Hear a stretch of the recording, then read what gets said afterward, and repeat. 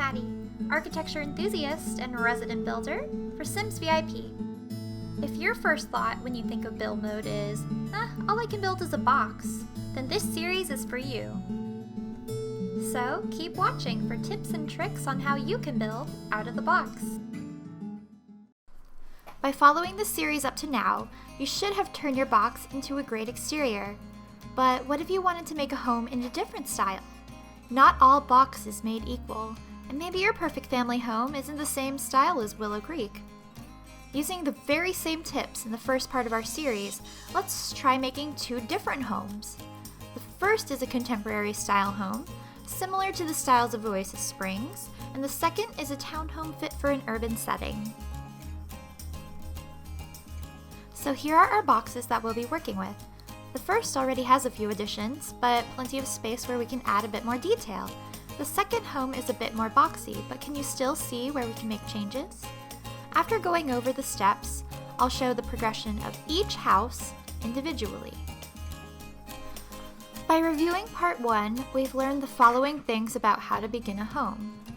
Start with a big main box, add details through extensions, put a roof on the main box and then add the detail boxes, and balance the overall build with proportion. See how the townhome and the modern home accomplish these things in the picture below. In part 2, we take a look at what materials are best candidates for the exterior of a home. Pick a main wall pattern that looks supportive and a color that stands out from the surrounding area. Find a roof pattern that matches the qualities of your main wall pattern. Choose the foundation pattern that balances out the home vertically by matching the roof. And if you'd like to add another accent wall pattern, choose one that goes well with the color scheme and puts in places where it's easy to hide the transition. Windows and doors are added in part 3. In order to get the most out of your wall details, you'll need to keep these things in mind. Choose windows with similar structures and use colors that tie in a leftover accent color. Place windows by space, not symmetry. Use doors that are similar to windows, and place the more detailed door on your entrance. Use existing accent patterns like vertical trim and windows to pick the right color and style for the remaining trim. Moving on to the lower part of our homes in part 4, decorating with these tips will keep you on the right track. Match flooring with walls and stairs with flooring.